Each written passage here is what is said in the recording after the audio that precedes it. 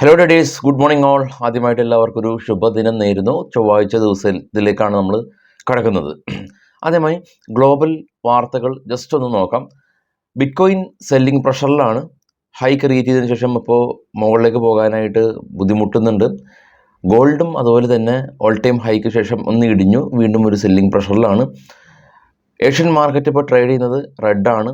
European market ഇന്നലെ mixed ആയിട്ടുള്ളൊരു closing നടത്തി. എന്നാൽ US മാർക്കറ്റ് ഇന്നലെ പോസിറ്റീവിൽ ക്ലോസ് ചെയ്യാൻ സാധിച്ചു. നിഫ്റ്റി ഇപ്പോൾ ഇൻഡിക്കേറ്റ് ചെയ്യുന്നത് ഏകദേശം ഒരു 50 പോയിന്റ് താഴെയാണ്.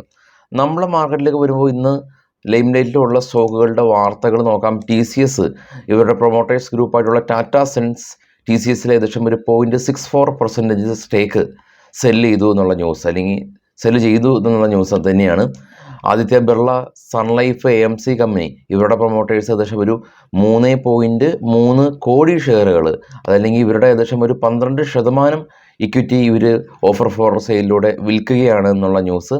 IOL chemical company Brazilian health regulatory ഈ IOL കെമിക്കലിൻ്റെ പ്ലാന്റിൽ വന്നു, ഇൻസ്പെക്ഷൻ നടത്തി, ഇൻസ്പെക്ഷൻ സക്സസ്ഫുൾ ആയിരുന്നു എന്നുള്ള ന്യൂസ്.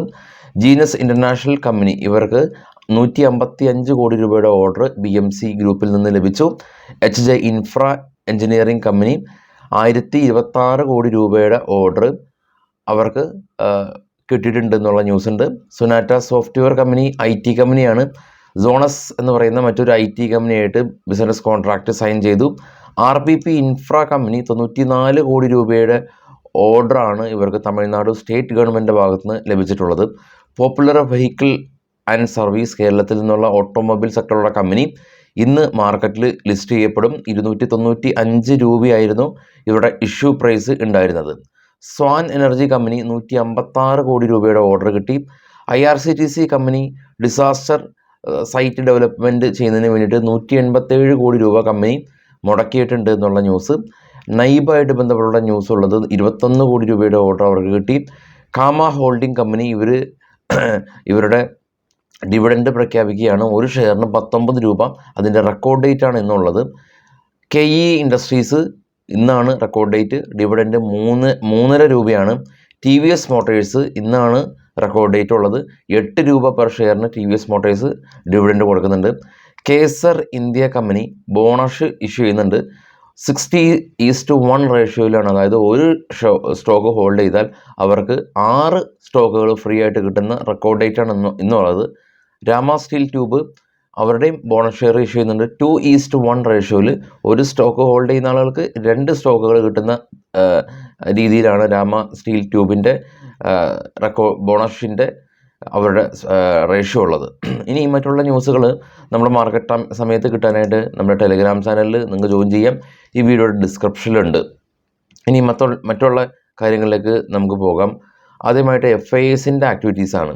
FIS ഇന്ത്യൻ മാർക്കറ്റിൽ ഇന്നലെ FIS സെല്ലിംഗ് മോഡിൽ തന്നെയാണ് അവരുണ്ടായിരുന്നത്. FISൻ്റെ സെല്ലിംഗ് നോക്കാം. അവർ 2051 കോടി രൂപയ്ക്ക് FIS സെല്ല് നടത്തി. DIS 2260 കോടി രൂപയ്ക്ക് DIS ബൈ നടത്തി മാർക്കറ്റിനെ സപ്പോർട്ട് ചെയ്യാൻ ശ്രമിച്ചു. ഇനി നമുക്ക് ഗ്ലോബൽ മാർക്കറ്റ് നോക്കേണ്ടതായിട്ടുണ്ട്. ഗ്ലോബൽ മാർക്കറ്റ് നോക്കാം. ഏറ്റവും താഴെ കാണാം US വിക്സ് ഇന്നലെ 5% സ്പൈക്ക് ചെയ്തു. എന്നാൽ നാസ്ഡാക്കും ഡോയും ഏറ്റവും താഴേന്ന് മുകളിൽ ഗ്രീനിൽ ക്ലോസ് ചെയ്തു.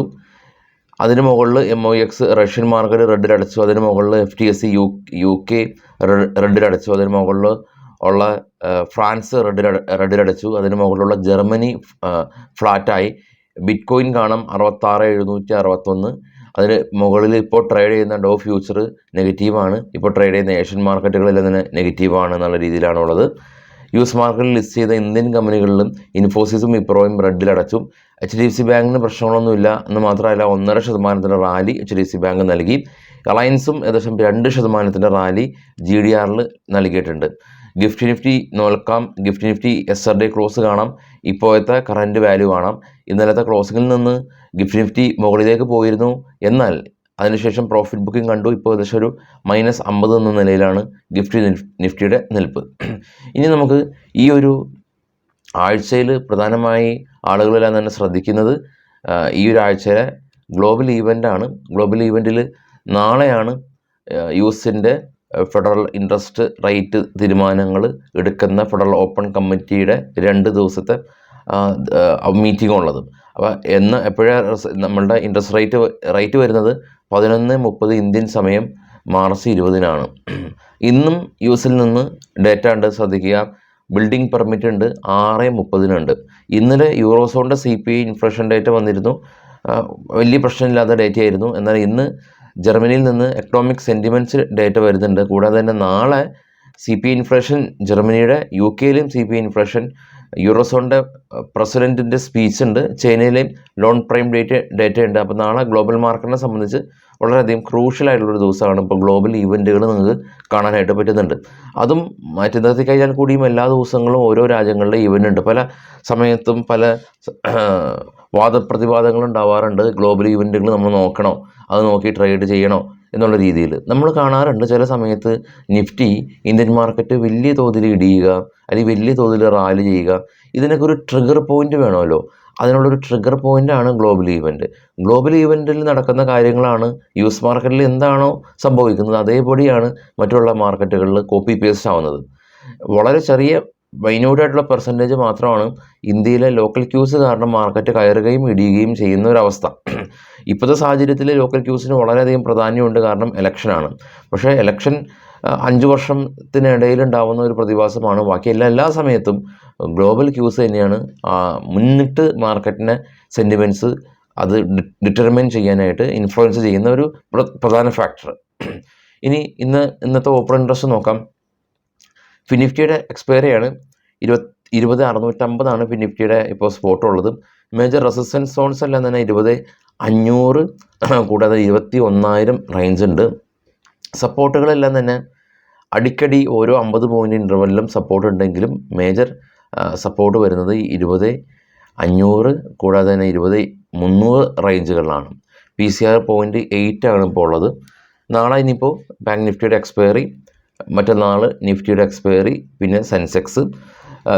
വെള്ളിയാഴ്ച ദിവസത്തെ ഒരു പ്രത്യേകത ഉണ്ട്. തിങ്കളാഴ്ച ദിവസം മാർക്കറ്റ് അവധിയാണ്, ഹോളി കാരണം.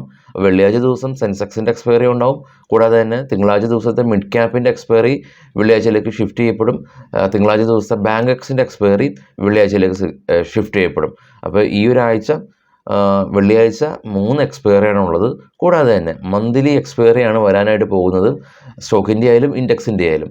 അപ്പോൾ അവധി കാരണം ആളുകൾ പെട്ടെന്ന് തന്നെ പൊസിഷൻസ് എല്ലാം തന്നെ അഡ്ജസ്റ്റ്മെൻറ്റ് നടത്തും. കാരണം അടുത്തൊരാഴ്ചയിലേക്ക് വെയിറ്റ് ചെയ്യാനായിട്ടുള്ള സാധ്യതയില്ല. തിങ്കളാഴ്ച മാർക്കറ്റ് അവധി ആയതുകൊണ്ട് ഓൾമോസ്റ്റ് എല്ലാ ബ്രോക്കേഴ്സും ഫിസിക്കൽ സെറ്റിൽമെൻറ്റിൻ്റെ മെസ്സേജുകളും മെയിലുകളും എല്ലാം തന്നെ ഓൾറെഡി പോയി കഴിഞ്ഞിട്ടുണ്ട്. അപ്പോൾ അതിൻ്റെ എല്ലാം തന്നെ ആക്ഷൻ റീറ്റെയിലേഴ്സ് ആണെങ്കിലും എല്ലാ ആളുകളും എടുക്കേണ്ട ഒരു ആഴ്ചയാണ് ഇപ്പോൾ ഉള്ളത്. എനിവേ മറ്റുള്ള ന്യൂസുകൾ നമ്മുടെ ട്രേഡ് ബഡ്ഡി ടാബിലുണ്ട്. ഈ വീഡിയോയുടെ ഡിസ്ക്രിപ്ഷനിൽ ട്രേഡ് ബഡ്ഡി ടാബിൻ്റെ ലിങ്ക് ഉണ്ട്, ചെക്ക് ചെയ്യുക. ഡിവിഡൻഡ് ഡീറ്റെയിൽസും മറ്റുള്ള IPO ഡീറ്റെയിൽസ് എല്ലാം തന്നെ ട്രേഡ് ബഡ്ഡി ടാബിൽ അബ്സല്യൂട്ട്ലി ഫ്രീ ആണ്. Thank you all.